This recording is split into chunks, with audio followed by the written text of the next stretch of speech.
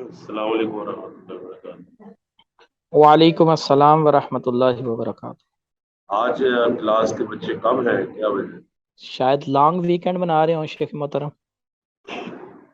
چلے ہم بہرحال شروع کرتے ہیں اپنی کلاس کو۔ یہ آج نا کلاس 40 منٹ کی مینجمنٹ کے کام ہے۔ سورہ نام کی آیت نمبر 135 تک آپ نے پڑھ دیا تھا اور شیئر کر دیا آپ کے ساتھ۔ اللہ تعالیٰ کے نبی علیہ الصلوۃ والسلام کو اللہ فرماتا ہے کہ آپ اپنی قوم سے کہہ دیجیے کہ آپ اپنی جگہ پر تم کام کرتے جاؤ، تمہارے جو نظریات ہیں، تمہاری جو آئیڈیالوجی ہے یا تمہارا جو بھی پرنسپل ہے، تمہارے اصول و ضوابط ہیں، تم اپنے اصولوں پر کام کرو۔ انی عامل، بے شک میں اپنے اصولوں پر کام کر رہا ہوں، اللہ نے مجھے عطا کی۔ تو زندگی اور موت کا جو فلاسفی ہے وہ تو سب کو پتہ ہے کہ جو زندہ ہے اس نے مرنا تو ہے، لہٰذا من تک عاقبت الدار، پتہ چل جائے گا کہ آخرت کا گھر جو کس کے لیے ہے۔ انہ لا یفلح الظالمون، کیونکہ قیامت والے دن جو ہے وہ ظالم آدمی بلا نہیں پائے گا۔ یہاں سے آگے سلسلہ کلام شروع ہوتا ہے مشرکین کی ان بری عادات کا جو اپنی ذاتی شریعت سازی کے تحت وہ کیا کرتے تھے۔ آپ کو پتہ ہے قرآن مجید کے اندر اللہ فرماتا ہے لِكُلٍّ جَعَلْنَا مِنْهُمْ شِرْعَةً وَمِنْهَاجًا، شریعت اور منہاج یعنی کہ اصول، ضوابط اور چلنے کا راستہ، اس کو متعین کرنا کس کا کام ہے؟ کون بتائے گا کہ یہ راستہ ہے سیدھا اور یہ راستہ درست نہیں ہے؟ کون بتائے گا؟ یہ اللہ سبحانہ و تعالیٰ بتائے گا۔ آپ کو پتہ ہے، آپ جس طرح ہم ڈیموکریسی میں رہتے ہیں تو ڈیموکریسی کے اندر ایک رول اور ریگولیشن ہوتا ہے، ایک آئین بنتا ہے، پھر آئین کے خلاف چلنے والے کو کہا جاتا ہے اس نے غیر آئینی حرکت کی ہے۔ اب آپ بتائیں آئین بنانا یہ کس کا کام ہے، عوام کا یا حکومت کا؟ حکومت کا۔ اسی طرح اللہ تعالیٰ نے شریعت اور منہاج بنائے ہیں، شریعت بھی بنائی ہے، منہاج بھی بنایا ہے، صراط مستقیم اس کو کہہ دیا جاتا ہے کبھی کبھار، کبھی اسے ہدایت کے نام سے یاد کیا جاتا ہے، کبھی اس کو حسنہ کہا جاتا ہے، تو یہ کبھی اسے سوا سبیل کہا جاتا ہے، سیدھا راستہ، صاف راستہ جس میں کوئی رکاوٹ نہیں۔ مشرکین کی ایک عادت تھی خود سے شریعت سازی کرنے، اس میں ایک کبھی حرکت کا ذکر کیا جا رہا ہے، وہ یہ ہے کہ وہ بعض چوپایوں کو اور بعض کھیتیوں کو اللہ اور اس کے شریکوں میں ڈیوائڈ کر دیتے۔ حالانکہ مشرکین کا عقیدہ یہ تھا کہ اللہ کے سوا کوئی پیدا کرنے والا نہیں ہے، اللہ کے سوا کوئی رب نہیں ہے، اللہ کے سوا کوئی خالق نہیں ہے، لیکن اس کے باوجود وہ اپنے بنائے ہوئے وہ لوگ جن کو اللہ کا شریک سمجھتے تھے پیداوار میں اور مویشیوں میں، جو اللہ تعالیٰ ان کو عطا فرماتا تھا اس میں اللہ کا حصہ بھی رکھتے تھے اور اس کے شرکاء، اس طرح اللہ نے اشارہ کیا ہے۔ فرمایا وَجَعَلُوا لَهُ لِلَّهِ مِمَّا ذَرَأَ مِنَ الْحَرْثِ وَالْأَنْعَامِ نَصِيبًا، یہ انہوں نے بنایا اللہ کے لیے مما زارا، اس میں سے جو اللہ نے پیدا کی ہے، جو اللہ نے پھیلائی ہے۔ آپ کو پتہ ہے زارا کا مطلب ہوتا ہے پھیلا دینا کسی چیز۔ آپ کو معلوم ہے کہ کھیتی بھی پھیلتی ہے، آپ ایک بیج ڈالتے ہیں وہ دور آپ کو 2-3 میل تک باغات نظر آتے ہیں، گندم کی فصل نظر آتی ہے، گنے کی فصل نظر آتی ہے، ٹھیک ہے جی، ایسے ہی چاولوں کی فصل نظر آتی ہے۔ جی شیخ صاحب ایسے ہی ہے۔ اب یہ نا پھیلا ہوا ہے، یعنی کہ ایک سلسلہ پھیلا ہوا ہے، دور تک کھیت ہی کھیت ہے۔ والانعامی، اور آپ کو پتہ ہے آپ نے یہ چوپایوں کے ریوڑ بھی دیکھے ہوں گے کہ وہ بھی حد نگاہ تک ریوڑ ہوتے ہیں۔ تو اللہ فرماتا ہے انہوں نے کیا کیا، وہ چیزیں جو اللہ نے پھیلائی کھیتی میں سے بھی مویشیوں میں سے بھی، اس میں سے انہوں نے کیا بنایا، نصیباً، انہوں نے حصہ بنا لیا، حصے اس کے تقسیم کر دیے۔ کس طرح؟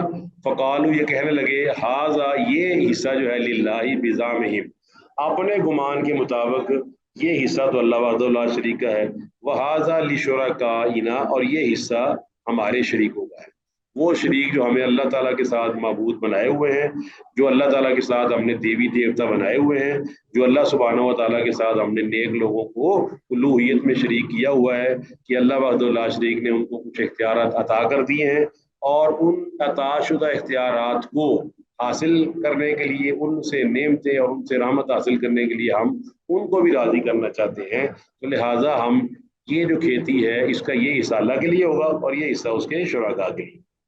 اللہ فرماتا ہے فما کان لشرکائہم، جو ان کے شرکاء کے لیے ہوتا، معبودوں کے لیے ہوتا، فلا یصل الی اللہ، وہ تو اللہ تعالیٰ تک پہنچتا، وما کان للہ، اور جو اللہ کے لیے ہوتا فہو یصل الی شرکائہم، تو ان کے شریکوں تک پہنچ جاتا۔ ساء ما یحکمون، انتہائی برا ہے جو یہ فیصلہ کرتی ہے۔ اب یہاں اس کو سمجھنے والا مسئلہ ہے کہ ہم اس کو سمجھیں۔ پہلی بات یہ کہ صدقہ خیرات میں مشرکین کی ناانصافیاں کئی قسم کی تھی۔ سب سے پہلی قسم یہ تھی کہ اس بات کے اعتراف کے باوجود کہ کھیتی اور مویشیوں کا خالق صرف اللہ سبحانہ و تعالیٰ ہے، وہ غیروں کو بھی اللہ تعالیٰ کا شریک سمجھا کرتے تھے۔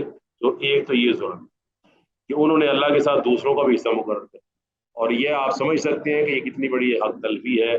اللہ وحدہ لا شریک جو کائنات کا خالق اور مالک اور رازق ہے، اکیلا واحد احد، اس کے ساتھ کسی اور کو بنا لیں، ایک بات۔ دوسرے نمبر پر یہ دوسرا ظلم یہ تھا کہ انہوں نے شریعت بھی خود ہی بنائی ہوئی تھی کہ اپنے گمان کے مطابق یہ ہمارے اللہ کا ہے، یہ ہمارے معبودوں کا، یہ شریعت سازی۔ اس کا مطلب یہ ہوا کہ مشرکین کے اندر یہ مرض عام ہے، شریعت کو خود بنانا، خود تخلیق کرنا، اس کے بعد لوگوں کو مجبور کرنا کہ وہ بھی اس شریعت کو مانیں۔ حالانکہ شریعت کس چیز کا نام ہے؟ ما انزل اللہ، جو کچھ اللہ نے نازل فرمایا ہے، شریعت اس چیز کا نام ہے۔ اور اللہ تعالیٰ نے کیا چیز نازل فرمائی ہے؟ اور ختم نبوت پر اگر ہمارا ایمان ہے تو ہمیں پتہ ہونا چاہیے کہ رسول اللہ صلی اللہ علیہ وسلم کی وفات کے بعد کوئی ایک آیت بھی نازل نہیں ہوئی۔ مجھے یقین ہے آپ کو کہ آپ علیہ السلام کے دنیا سے چلے جانے کے بعد کیا کوئی آیت نازل ہوئی ہے؟ نہیں، کوئی حدیث نہیں نازل، کوئی حدیث نازل ہوئی نہیں، ہو؟ کچھ نازل نہیں ہوا، نہیں شیخ، کیونکہ نہیں نبی نازل۔ کریم صلی اللہ علیہ وسلم یہ آیت پڑھ کے گئے ہمارے سامنے کہ الیوم اکملت لکم دینکم واتممت علیکم نعمتی ورضیت لکم الاسلام دینا۔ اسی طرح اللہ نے قرآن مجید میں فرمایا ہوا ہے کہ انا نحن نزلنا الذکر وانا لہ لحافظون۔ اسی طرح اللہ فرماتا ہے لقد کان لکم فی رسول اللہ اسوۃ حسنۃ لمن کان یرجو اللہ والیوم الآخر وذکر اللہ کثیرا۔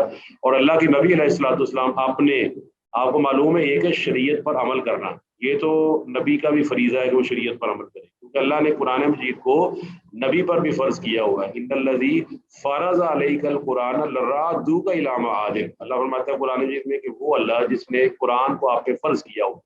اب قرآن پہ جب آپ کو فرض کیا ہوا ہے قرآن کو آپ کے اوپر، تو آپ بھی پابند تھے، اس لیے آپ فرماتے ہیں ان اتبع الا ما یوحی الیہ، میں صرف اور صرف فقط اور فقط بس اور بس اس چیز کی پیروی کرتا ہوں جو میری طرف نازل کی گئی۔ تو رسول اللہ صلی اللہ علیہ وسلم شریعت سازی نہیں کر سکتے۔ شریعت سازی کے لیے اللہ نے فرمایا وَلَوْ تَقَوَّلَ عَلَيْنَا بَعْضَ الْأَقَاوِيلِ لَأَخَذْنَا مِنْهُ بِالْيَمِينِ ثُمَّ لَقَطَعْنَا مِنْهُ الْوَتِينَ فَمَا مِنْكُمْ مِنْ أَحَدٍ عَنْهُ حَاجِزِينَ وَإِنَّهُ لَتَذْكِرَةٌ لِلْمُتَّقِينَ۔ آقا صورت ہے 29واں پارہ ہے، آخری رکوع ہے۔ اللہ فرماتا ہے اگر ہمارا نبی اپنی مرضی سے کوئی کلام کرتا اور ہماری طرف منسوخ کرتا لاخذنا منہ بالیمین، تو ہم دائیں طرف سے ہاتھ سے پکڑتے، ثم لقطعنا منہ الوتین، اور اپنے نبی اور پیغمبر کی شارہ کو کاٹ دیتے۔ کہ شریعت سازی کا اختیار تو نبی علیہ السلام کو بھی حاصل نہیں۔ اسی طرح قرآن مجید کے اندر آتا ہے یا ایھا النبی لما تحرم، آپ کو پتہ ہے اللہ تعالیٰ کیوں کا سوال کرے، اس کا مطلب ہے کہ اللہ وحدہ لا شریک کوشچن کر رہا ہے کہ آپ نے کیوں حرام کیا ہے شہد کو، لما تحرم ما احل اللہ لک۔ آپ جانتے ہیں کہ اللہ تعالیٰ کے نبی علیہ الصلوۃ والسلام حلال اور حرام کے بارے میں بتانے والے ہیں اللہ کے حکم سے، لیکن جب اللہ تعالیٰ کے نبی نے اپنے آپ کو خود سے کہا کہ میں شہد کو حرام کر لوں گا، تو اللہ نے فرمایا یہ اختیار آپ کو بھی حاصل نہیں ہے۔ اب آپ دیکھیں انبیاء کے سردار محمد رسول اللہ صلی اللہ علیہ وسلم کو شریعت سازی کا اختیار نہیں ہے، تو ہما شما زید اور بکر، ڈیوڈ اور جوزف کو کیسے حاصل ہو جائے گا؟ تو لہٰذا یہاں پر دوسرا ظلم کا یہ ہے کہ ایک تو اللہ کے ساتھ شریک بنانا، اور دوسرا یہ ہے کہ شریعت سازی کر کے حصے بنانا۔ اب تیسرا جو ان کا تیسرا جو ظلم ہے وہ یہ واضح ہوتا ہے کہ ان کا پہلا ظلم ہو گیا، دوسرا ہم نے سمجھ لیا، اور جو تیسرا ظلم ہے وہ یہ ہے کہ معبودوں کے حصے میں کمی ہو جاتی، حصے بنا لیے۔ اب معبودوں کے حصے میں جو کمی ہو جاتی نا، وہ کب؟ اگر پیداوار کم ہوتی، طوفان آ جاتا، کمی واقع ہو جاتی۔ اب جتنا انہوں نے سوچا ہوتا تھا معبودوں کو دینا اتنا نہیں بنا، مثال کے طور پر 100 کا حصہ ہم نے بنا لیا، اب 100 نہیں بنے، 50 رہ گئے، 25 رہ گئے، اب ان کے حصے بنانے۔ اب مشرک معبودوں کا، جو مشرک معبود ان کا حصہ پورا نہیں ہو رہا، تو اللہ کے حصے سے کمی کر کے وہ چیز مشرک اپنے معبودوں کے حصے میں ڈال دیتے تھے کہ یہ تو پورا کرے نا۔ اچھا اس کو اب آپ نا دنیا داری کے بھی سمجھ سکتے ہیں۔ ہمارے یہاں بعض اوقات ولیمہ ہوتا ہے، تو ولیمے کے اندر یہ ہوتا ہے کہ کھانا کم پڑ جاتا ہے، تو آپ بتائیں کھانا جب کم پڑ جاتا ہے تو عام طور پر ہمارا وتیرہ کیا ہوتا ہے؟ ہاں جی، مزید کھانا منگوایا جاتا ہے شیخ صاحب باہر چلے سے۔ نہیں مزید کھانا میرا نہیں آ رہا، تو بھلا ہم کیا کرتے ہیں، وہی کھانے کو ہم کیا کرتے ہیں کہ جو اپنے بہت قریبی ہوتے ہیں نا، ہم کہتے ہیں ان کو پورا کرو، تو جو میرے تیرے ان کو بعد میں دے لیں گے، یہ تو کھاتے رہتے ہیں. اس لیے ہم اپنے بچوں کو کہہ دیتے ہیں یا اپنے قریبیوں کو کہتے ہیں یار آپ کو بعد میں کھلا دیں گے، پہلے لڑکی والے آئے ہوئے، لڑکے والے تو ان کا ذرا زیادہ حق بنتا ہے، پہلے نا ان کو پورا کر دے جو مہمان اصل آئے ہوئے ہیں، جن کی ہماری عزت اور بےزتی کا مسئلہ ہے. اور آپ تو ہمارے ہمسائے ہیں، کوئی بات نہیں، آپ تو روکی سوکھی کھا ہی لیں گے. اللہ تعالیٰ کو کہہ رہے ہیں کہ اللہ تعالیٰ تیرا تو کام چلتا ہی رہے گا، ان معبودوں کو ہم نے پورا کر کے دینا. تو یہ ان کا تیسرا ظلم تھا. تو اللہ کا حصہ کتنا مقرر کرتے تھے معبودوں کا، اس کی تو ان کی کوئی خاص تفصیل نہیں ہے، لیکن یہ قیاسی ہے نا، قیاسی باتیں اس کے مطابق یہ ہے کہ اللہ کا حصہ فقیروں اور یتیموں میں تقسیم کر دیا جاتا ہے، اور جو مشرک اپنے معبودوں کا حصہ رکھتے وہ بتوں کے سامنے نظر و نیاز کی شکل میں یا پجاریوں کو مل جاتا، مجاوروں کو مل جاتا، مذہبی پروہتوں کو مل جاتا. ٹھیک ہے جی. تو ان جو پروہت ہیں نا ان کے بارے میں قرآن مجید کے اندر آتا ہے سورہ توبہ میں ان کثیر من الاحبار والرہبان لیاکلون اموال الناس بالباطل ویصدون عن سبیل اللہ.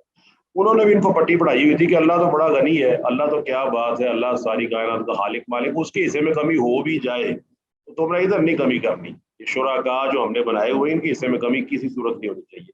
آج اس کی جو شکلیں ہیں نا وہ مسلمانوں کے اندر بھی موجود ہیں. مثال کے طور پر ہمارے ہاں 11ویں مشہور ہے، آپ کو معلوم ہوگا 11ویں کے بارے میں. جی شیخ صاحب. اچھا اسی طرح آپ کو معلوم ہے لاہور کا سب سے بڑا میلہ لگتا ہے یہ صاحب کے مزار. اچھا ہم نے خود اس کو مشاہدہ کیا ہوا کیونکہ ہمارا گھر اس کے پاس ہے. وہ یہ ہے کہ سارا سال گوالے دودھ والے وہ نا ملاوٹ والا دودھ گئی اللہ تعالیٰ کے لیے ملاوٹ والا، لیکن جب باری آتی بزرگوں کی تو اس دن خود وہاں بول رہے ہوتے ہیں کہ مجال ہے اس میں ایک قطرہ پانی کا چلا جائے، تم نے ایک قطرہ تک پانی کا نہیں ڈالنا کیونکہ آج یہ بزرگ کے بازار پر جانا ہے. تو آپ سمجھتے ہیں کہ یہ سلسلہ انہی مشرکین سے مل رہا ہے جن کا ذکر یہاں قرآن میں فرما رہا ہے. جی شیخ صاحب. تو حالانکہ دیکھیں گائے کس نے پیدا کی ہے، بکری کس نے پیدا کی ہے، گھوڑا کس نے پیدا کیا ہے، خچر کس نے پیدا کیا ہے، اونٹ کس، دودھ دینے والے تمام جانور اللہ نے پیدا کیے. پھر اللہ وحدہ لا شریک ہے. تو دودھ کے بارے میں قرآن کے اندر فرمایا ہوا ہے کہ من بین فرث و دم لبنا خالصا سائغا للشاربین ان لکم فی الانعام لعبرۃ نسقیکم مما فی بطونہ من بین فرث و دم لبنا خالصا. فرمایا ایک طرف گوبر ہے جس کے اندر اسمیل ہوتی ہے، بدبو ہوتی ہے، ایک طرف خون ہے، خون کے اندر بھی آپ کو پتہ اسمیل بھی ہوتی ہے، بدبو بھی ہوتی ہے اور اس کا کلر بھی ہوتا ہے. اب گوبر کا اپنا کلر ہے گرینش سبز رنگ کا، اور دودھ کا یہ اپنا خون کا اپنا کلر ہے جسے آپ یہ اپنا ریڈ کہتے ہیں، اور اس میں بھی بدبو ہوتی ہے. اب اس کے درمیان سے اللہ کا فرماتا ہے کہ میں کیا نکالتا ہوں، لبنا خالصا، خالص دودھ نکالتا ہوں، سائغا للشاربین، جو پینے والوں کے لیے انتہائی خوشگوار ہے. گوبر کی بدبو دودھ میں نہیں آتی، خون کا رنگ وہ دودھ میں نہیں آتا. مرج البحرین یلتقیان بینہما برزخ لا یبغیان. اور یہ تو آپ ویڈیوز وغیرہ دیکھ سکتے ہیں کہ دو سمندر ہیں، ان کے درمیان کوئی آڑ نہیں ہے، لیکن اس کے باوجود کھارا میٹھے میں، میٹھا کھارے میں، یا گہرے رنگ والا ہلکے میں اور ہلکے رنگ والا گہرے مکس اپ نہیں ہوتا. یہ ویڈیوز عام ہیں. تو اللہ وحدہ لا شریک ایک طرف گوبر اور ایک طرف خون، اس کے درمیان سے کس کی نہر نکال رہا ہے، سفید شفاف خوبصورت دودھ کی. یہ آپ بتائیں اللہ سب سے بہتر پیدا کرنے والا ہے یہ؟ جی بالکل شیخ صاحب. تو یہ اللہ سب سے جس کی قدرت ہے، جو ساری کائنات کا خالق اور مالک ہے، وہ اس بات کا حقدار ہے کہ جب حصہ نکالا جائے تو اس کے علاوہ کسی اور کا حصہ نہ نکالا جائے. کیوں؟ عقلی طور پر بھی سمجھ لیں یہ بات کہ عقل بھی کہتی ہے کہ جو ملازم سارا مہینہ آیا ہے اور جو ملازم اس کا حصہ ہی نہیں ہے، سارا آیا ہی نہیں، وہ آپ اس کی تنخواہ برابر کر دیں، بلکہ آپ کے جو نہیں آیا اس کی تنخواہ ڈبل کر دیں، جو آیا ہے اس کی کم کر دیں. بتائیے عقل یہ بات تسلیم کرتی ہے؟ نہیں جی. اللہ اکبر. جس نے پیدا کیا ہے اس کا حصہ کم کر دو، جس نے کچھ نہیں کیا اس کا حصہ بڑھا دو. تو یہ تین قسم کے ظلم تھے جو اللہ وحدہ لا شریک نے یہاں بیان کیے. دوسرا یہ بھی ہے کہ اس کا مطلب یہ بھی ہے کہ اللہ وحدہ لا شریک کے نبی علیہ الصلوۃ والسلام نے فرمایا. دوسرا اس کا معنی یہ بھی نکلتا ہے کہ جو آدمی شرک کرتا ہے وہ اللہ تعالیٰ کا حصہ بھی نکال دے تب بھی اللہ تعالیٰ اس کو قبول نہیں کرتا. کیونکہ ابو ہریرہ رضی اللہ تعالیٰ فرماتے ہیں کہ اللہ فرماتا ہے کہ میں بڑا غنی، بڑا بے نیاز ہوں. اگر کوئی شخص اللہ کے ساتھ شرک کرتا ہے تو میں اس کے شرک سے بھی بے نیاز ہوں، میں اس کا وہ حصہ بھی قبول نہیں کرتا جو اس نے صحیح معنوں میں میرے لیے دیا ہوتا ہے، بلکہ میں اس کو اس کا سمجھ اس کے منہ میں مار دیا جاتا ہے وہ حصہ. اللہ سبحانہ و تعالیٰ ایسے مال کو اور ایسے صدقے کو قبول کرنے کے لیے تیار نہیں ہے جس کے اندر اللہ کا حصہ بھی ڈال دیا جائے اور غیروں کا حصہ بھی ڈال دیا جائے۔ یہ صحیح مسلم کتاب الزہد باب تحریم الربا اور بخاری کتاب الزکات کے اندر یہ حدیث موجود ہے ابو ہریرہ رضی اللہ تعالیٰ کہ جس نے میرے ساتھ کسی غیر کو شریک کر لیا تو میں اس صاحب عمل اور اس کے عمل کو، کوئی بھی عمل کرے، چھوڑ دیتا ہوں۔ صاحب عمل بھی گیا، وہ بھی اللہ کی نگاہ سے دور ہو گیا، اللہ کی نگاہ سے گر گیا، اور اس کا عمل بھی اللہ کی نگاہ سے گر گیا۔ تو یہ بات اچھی طرح سمجھ لیں کہ اللہ تعالیٰ کی بنائی ہوئی چیزوں میں جب بھی آپ صدقہ خیرات کریں گے وہ خالصتاً صرف اور صرف اللہ سبحانہ و تعالیٰ کے لیے ہوگا، کسی اور کو اس میں حصہ مقرر نہیں کیا جا سکتا۔ اسی لیے اللہ اس طرح فرمایا وَكَذَلِكَ زَيَّنَا، اور اسی طرح زینا مزین کر دیا، لِكَثِيرٍ مِّنَ الْمُشْرِكِينَ قَتْلَ أَوْلَادِهِمْ شُرَكَاؤُهُمْ، یہ زینا کا جو فائل ہے وہ شرکاؤہم ہے جو آخر میں آ رہا ہے لیردوہم سے پہلے، کیونکہ آپ کو پتہ ہے جو فائل ہے وہ حالت رفع بھی ہوتا ہے۔ تو اللہ فرماتا ہے کہ بہت سے معبودوں نے، یعنی کہ جو معبود ہے نا ان کے معبود، یعنی کہ ان کے جو معبودوں نے، چاہے وہ معبود بتوں کی شکل میں ہے تو ان کے بارے میں ان کے خیالات ہیں، یا کوئی ایسے بزرگ ٹائپ کے لوگ ہیں جنہوں نے اپنے خیالات کو لوگوں پر لاد دیا ہے اور لوگوں کو مجبور کر دیا ہے کہ ان کی باتوں کو تسلیم کیا جائے، تو ان معبودوں نے کیا کیا ہے کہ اولاد کے قتل کرنے کو مشرکین کے لیے مزین کر دیا، ڈیکوریٹ کر دیا۔ اور یہ بہت بڑا اہم مسئلہ ہے جو ہمیں آج کل کے دور میں سمجھنا ہے۔ ہمارے ہاں اس دور میں جو بہت بڑے مسائل میں سے ایک مسئلہ ہے وہ یہ ہے کہ گناہوں کو مزین کر کے پیش کیا ہے۔ وہ ایسا مزین کیا جاتا ہے کہ نیچے خنزیر ہے اور آپ نے کیا کیا ہے، لوگوں نے کیا کیا ہے کہ اس کے اوپر ایسی کھال چڑھا دی کہ بکری نظر آئے۔ یہ کئی اصطلاحات بنائی گئی ہیں اور ان اصطلاحات کے تحت لوگوں کو صریحاً گمراہ کیا جا رہا ہے۔ ہمارے ایک اصطلاح بولڈنس کی ہے، ایک لڑکی یا ایک لڑکا وہ واہ یاد گانے پر 10,000 کی آڈینس، 12,000 کی آڈینس کے سامنے ڈانس کرتا ہے مختصر لباس کے اندر، تو اگلے دن خبر چھپتی ہے کہ وہ بڑا کانفیڈنٹ ہے۔ یہ اب مزین کر دیا ہے کہ ہر عام کام کو مزین کیا جا رہا ہے، یہ کہہ کر کے بڑا کانفیڈنٹ۔ تو اللہ تعالیٰ نے یہ نا مشرکین کی عادت بیان کی ہے کہ ان کے شرکاء جو ان کے معبود ہیں باطل، اب دیکھیں اللہ تعالیٰ وہ تو معروف کا حکم دیتا ہے، منکر کا حکم اللہ نہیں دیتا۔ اللہ تعالیٰ منکر کا حکم نہیں دیتا، غلط کام کا اللہ نے کوئی حکم نہیں دیا۔ تو اللہ وحدہ لا شریک تو کسی غلط کام کو حکم دے ہی نہیں سکتا، کیونکہ اس کی شان اس سے بلند ہے۔ سبحان ربک رب العزت عما یصفون وسلام علی المرسلین والحمد للہ رب العالمین۔ یہ آپ قتل اولاد کیا کرتے تھے، اب اس کی وجوہات سن لیں۔ پہلی وجہ بیٹیوں کو قتل کرتے تھے، جو قرآن میں آتا ہے نا وَإِذَا الْمَوْءُودَةُ سُئِلَتْ بِأَيِّ ذَنبٍ قُتِلَتْ۔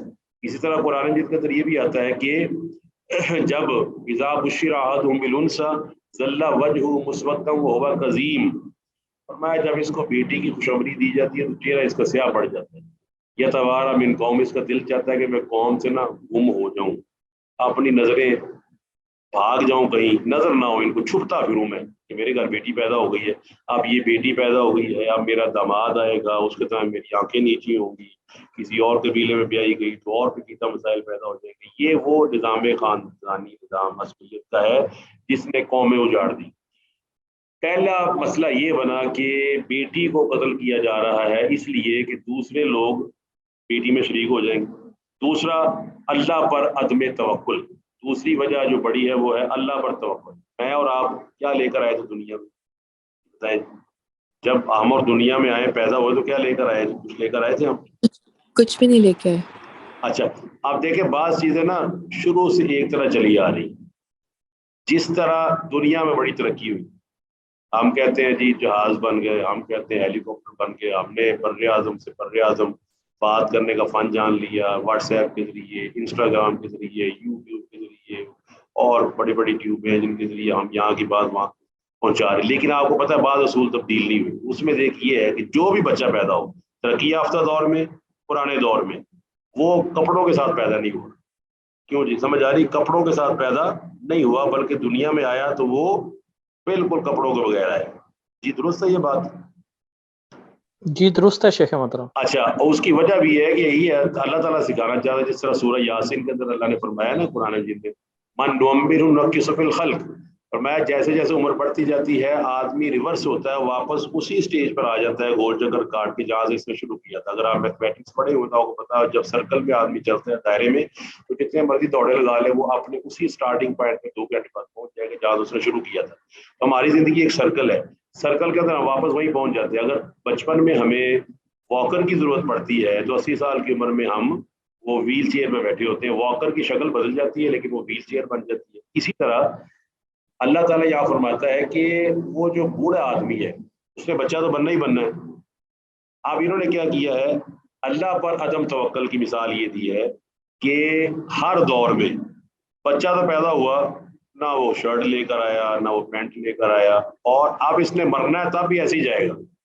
جب مرے گا اس کے کپڑے اتار دیے جائیں گے, اس کو بالکل اڑیاں کر دیا جائے گا, اس کو نہلایا جائے گا. دیکھیں آدمی واپس آیا کہ نہیں آیا اسی حالت میں, بتائیے جی جی شیخ کلاس. محترم آ گیا واپس, پھر اسی دیکھیے حالت میں واپس آ گیا. اسی حالت بچہ آیا, ہم نے ہاسپٹل میں دیکھا ہوا ہے, پڑا بھی ہوا ہے. بچہ پیدا ہوتا ہے, اس کے ساتھ آلائش لگی ہوتی ہے, ڈاکٹر اس کو پکڑتی ہے, اس کو صاف کرتی ہے, اس کو دھوتی ہے, کلیئر کرتی ہے اور صاف کر کے اس کے والدین کے حوالے کر دیتی ہے. 2-3 دن اس کو یہ انکوبیٹر میں رکھا جاتا ہے جہاں اس کی پلس چیک ہوتی ہے, اس کا سارا سلسلہ چیک ہوتا ہے, اس کو ایک خاص ٹیمپریچر میں رکھا جاتا ہے تب بچہ اسٹیبل ہوتا ہے.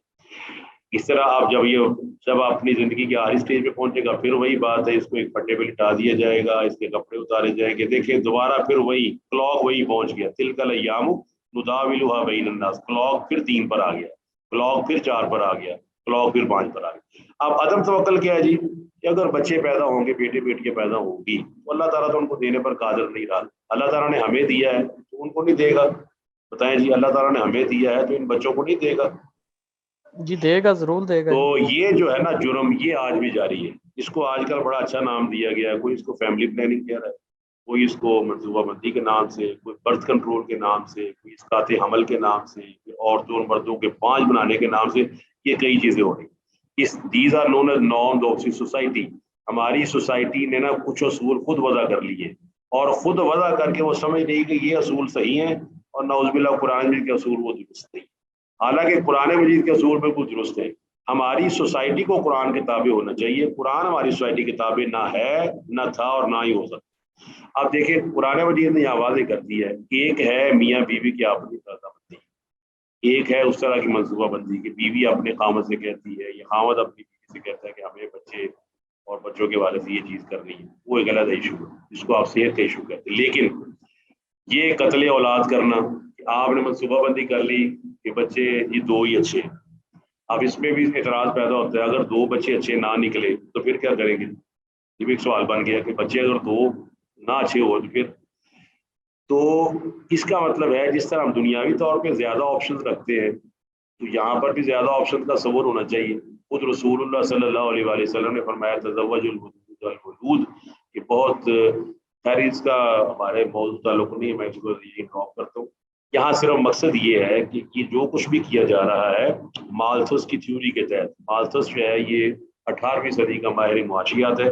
اس نے یہ کتاب لکھی تھی اور اس نے نظریہ پیش کیا تھا ایڈم اسمتھ کے ساتھ مل کر. ایڈم اسمتھ کی کتاب ہے ویلتھ آف نیشنز. اس کے بعد یہ مالتھس نے نظریہ پیش کیا تھا کہ جو وسائل ہیں یہ تو بڑھتے ہیں ارتھمیٹیکلی, 1 جمع 2 جمع 3 جمع 4, اور جو ہے نا اولاد یا بچے یہ بڑھتے ہیں جیومیٹریکلی, ملٹیپلائی ہو کے 2 × 2 × 2 × 2. تو جیومیٹریکل چونکہ زیادہ ہو جائیں گے اور ارتھمیٹک کم ہو جائیں گے, لہٰذا وسائل کم ہو جائیں گے اور بچے بڑھ جائیں گے, لہٰذا بچوں کی پیدائش پر وقفہ ڈالا جائے یا ختم کر دیا. مسلمانوں کے اندر بھی بیماری آ گئی. تو یہ چیزیں اللہ تعالیٰ نے یہاں پر بیان کر, یہ کام حکومتوں کی سرپرستی میں ہوتے ہیں اور بڑا کچھ اس کے بارے میں کیا جاتا ہے. اسی طرح بتوں کے نام پر منت مانی جاتی تھی, بتوں کے نام پر یہ جو ہے نا اولاد کو چھوڑ دیا جاتا تھا کہ اگر میرا فلانا بیٹا ہوگا تو میں نا فلانا بیٹا فلاں بت کے نام قربان کر دوں گا, اس کو نا اس کی بھیڑ چڑھا دوں گا. اچھا انڈینس کے اندر ہندوازم میں یہ باتیں بہت زیادہ ہیں. آپ کو پتہ ہے کالی دیوی, سنا ہوا جی نام کالی دیوی کا؟ جی شیخ صاحب یہ سنا ہے. جو شیوا ہے نا, شیوا ان کا گاڈ آف ڈسٹرکشن, جسے وہ کہتے ہیں کہ یہ ہمارا وہ خدا ہے جو تباہ کرتا ہے. اس کی بیوی کا نام کالی ہے. کالی کو درگا بھی کہا جاتا ہے, کالی کو بھوانی بھی کہا جاتا ہے, اس کو مختلف نام ہے. تو اس کے دربار پر آج بھی بچوں کی بھیٹ چڑھائی جاتی ہے، جانوروں کی بھیٹ چڑھائی جاتی ہے. تو یہ جو ہے نا یہاں پر اللہ تعالیٰ نے تیسری جو چیز بیان کی ہے وہ کے اندر یہ چیز عام تھی کہ منت مان لی میرا بیٹا فلاں دربار کے لیے ہو جائے گا، فلاں مزار کے لیے ہو جائے گا، فلاں ملک کے لیے ہو جائے گا. حتیٰ کہ رسول اللہ صلی اللہ علیہ وسلم کے والد عبداللہ کا واقعہ بھی آتا ہے کہ ان کے باپ عبد المطلب نے اپنے بیٹے عبداللہ کو بھی یہ منت مانی ہوئی تھی کہ اگر میرے ہاں 12 بیٹے پیدا ہوئے تو میں ان میں سے ایک بیٹا اللہ کی راہ اپنے خود کے نام پہ قربان کر دوں گا. تو وہ لمبا واقعہ ہے. تو یہ وہ چیزیں ہیں جس کی وجہ سے اللہ تعالیٰ فرماتا ہے کہ یہ نا مشرکین کو اس چیز نے کیا کیا ہے، ان کے لیے مزین کر دی ہے. تو یہ شریک کون ہے؟ جنہوں نے یہ نظریات بنائے، جنہوں نے یہ آئیڈیاز دیے، جنہوں نے لوگوں کو قانون سازی کر کے دی، جنہوں نے لوگوں کو شریعت سازی کر کے دی کہ شریعت یہ ہے. تو اب ایک جرم تو یہ ہے کہ یہ نہ صرف بچوں کو قتل کرتے تھے بلکہ اس سے بڑا جرم یہ ہے کہ ان کاموں کو جرم سمجھنے کی بجائے یہ سمجھا کرتے تھے کہ یہ بڑے فلاح و بہبود کے کام، بڑے اس میں کامیابی حاصل ہے. اب دیکھیں پاکستان کے حالات دیکھ لیں، مسلم امہ کے حالات دیکھ لیں، منصوبہ بندی کر کے اور دوسرا تیسرا کر کے کیا مسلمانوں کی حالت تبدیل ہو گئی ہے؟ بتائیں کہ پہلے سے بھی خراب ہو گئی. جی کلاس میں آواز آ رہی ہے سب کو؟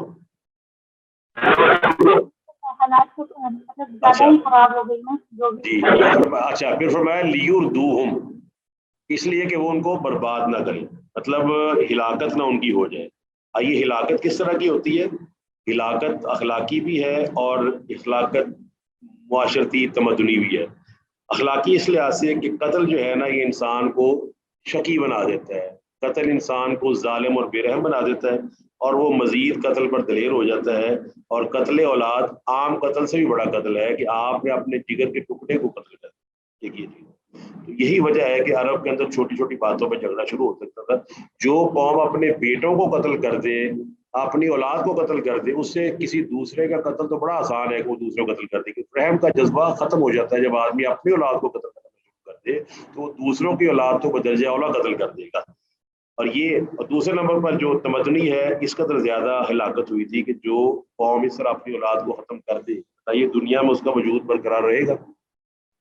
نہیں شیخ محترم، نہیں رہے گا، بالکل نہیں رہے گا. اور آج کل آپ کو پتہ ہے جاپان کی قوم یا جتنی بھی قوم ہے جہاں یہ مصیبت عام ہے، اب ان کو یہ مسئلہ ہے کہ ان کے پاس ریپلیسمنٹ نہیں ہے. یعنی کہ اگر ان کے بوڑھے ختم ہونے والے ہیں 80 سال کے تو ان کے پاس پیچھے کوئی ایسے نوجوان موجود نہیں ہے جو ان کو ریپلیس کر سکے.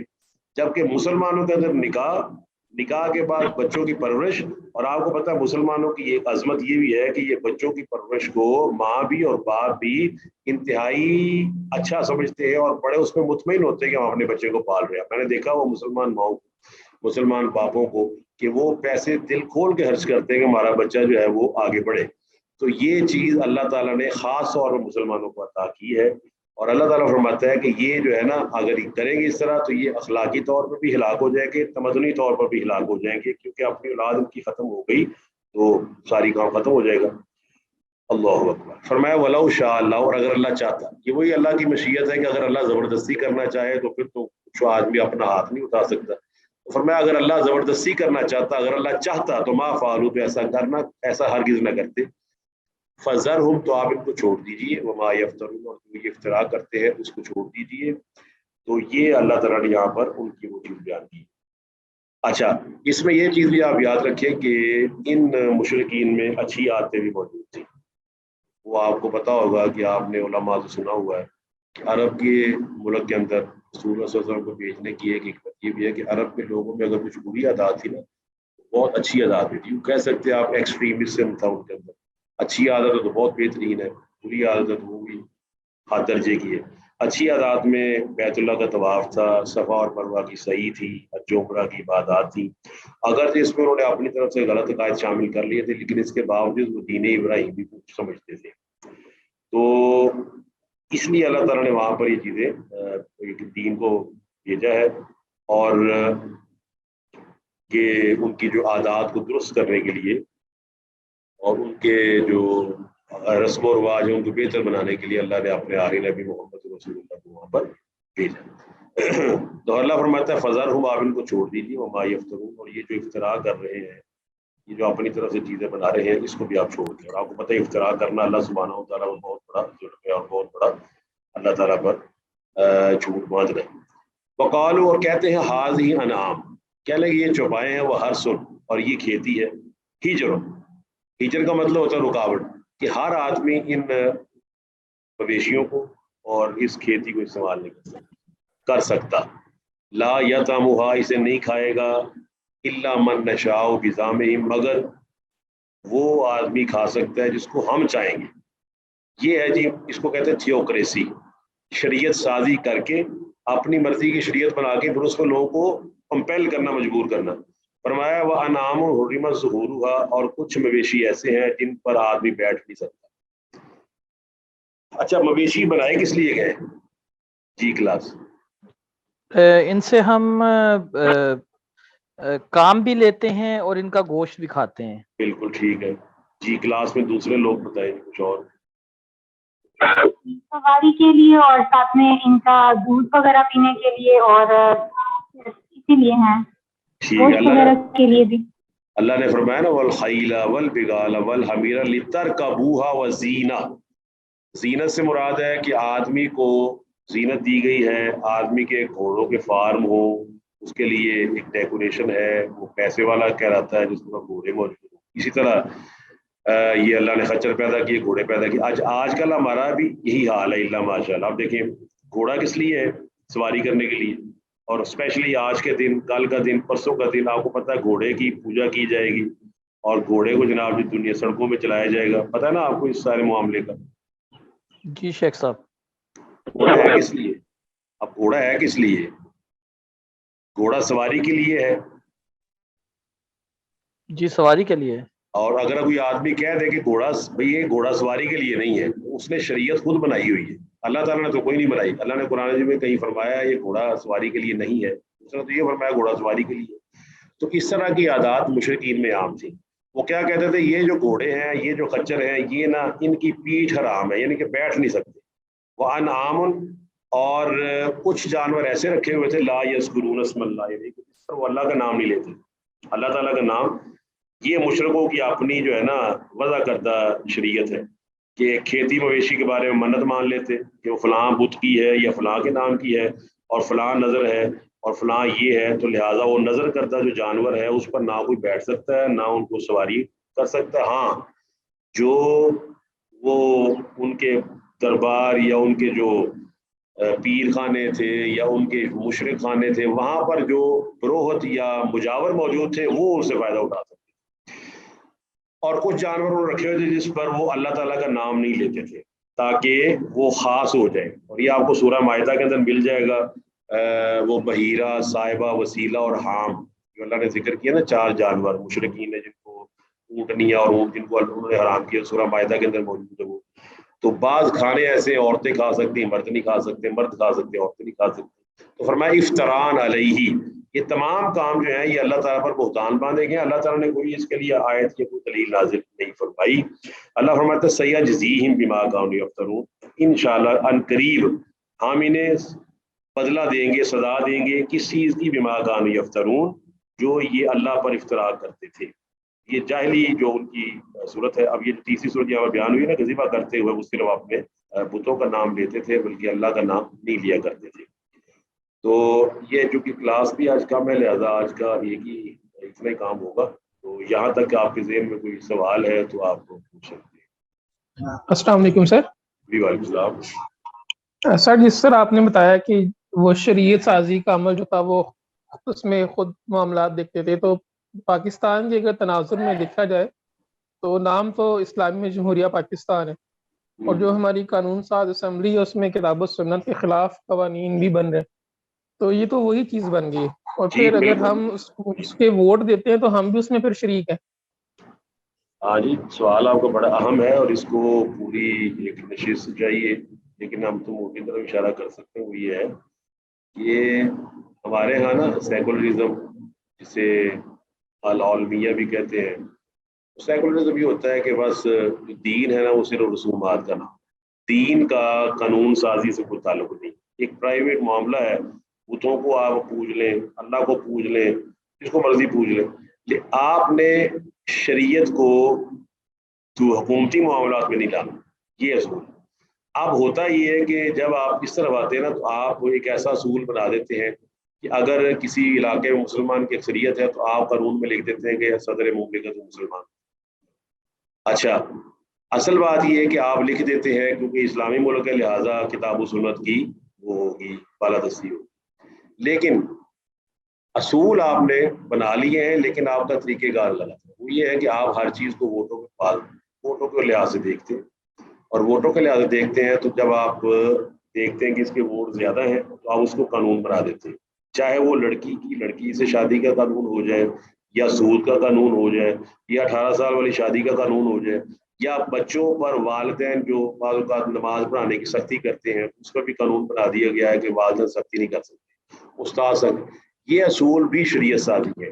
مسلمانوں کے مسلمان بننے سے یہ نہیں ہوگا کہ ان پہ عذاب ساکت ہو جائے گا. ہمیں پہلی بات یہ سمجھنی ہے کہ جمہوریت کا نظام مسلمانوں میں لایا ہی اس لیے گیا ہے کہ مسلمانوں کے اندر قانون سنت نہ آ سکے, جو پکی بات ہے. ڈیموکریسی اس لیے لائی گئی ہے. اور خود دیکھیں کہ دنیا میں سب سے بڑی سپر پاور جو ہے وہ امریکہ کہلاتی ہے, اور ہم چاہے نوز بلندے ہو چکے ہیں, ہمیں نہیں پتا کہ جو یو ایس اے میں آپ ڈیموکریٹک نظام ہے یا صدارتی نظام. صدارتی نظام ہے. صدارتی نظام کا فائدہ بھلا کیا ہوتا ہے کہ صدر آل ان آل ہے, وہ جو مرضی کرے اس نے کسی سے پوچھنا نہیں ہے. یہاں پر یہ ہے کہ آپ لوگوں سے پوچھتے ہیں, آپ اپنی سیٹوں کے لحاظ سے, اگر سیٹیں کہتی ہیں کہ نعوذ باللہ اللہ نہیں ہے تو ہم کہیں کہ نہیں ہے, اور اگر وہ کہیں کہ اللہ ہے تو ہم کہہ دیں کہ ہے. تو یہ وہ بنیادی نقصان ہوا ہے جمہوریت کو فروغ دینے کی وجہ سے. لہٰذا ہمیں نا بالکل آپ نے بات درست کی ہے, ووٹنگ والا معاملہ وہ کہیں نہیں آتا شریعت کے اندر, نہ وہ کوئی مقدس امانت ہے. ہمیں تو اللہ تعالیٰ نے قرآن و سنت کی بالادستی کے لیے پیدا کیا ہے. قرآن و سنت کی بالادستی یہ کہتی ہے کہ حبشی غلام بھی آ جائے گا تو ہم اس کی اطاعت اور فرمانبرداری کریں گے چاہے وہ جیسا مرضی ہو. تو لہٰذا یہ جو ہے نا کافر, فاسق اور ظالم, یہ اصطلاحیں سورہ مائدہ کے اندر موجود ہے. جو اللہ تعالیٰ کے حکم کو فیصلہ نہیں کرتے, یا وہ کافر ہے, یا وہ ظالم ہے, یا وہ فاسق ہے. جی ایمن عبداللہ نے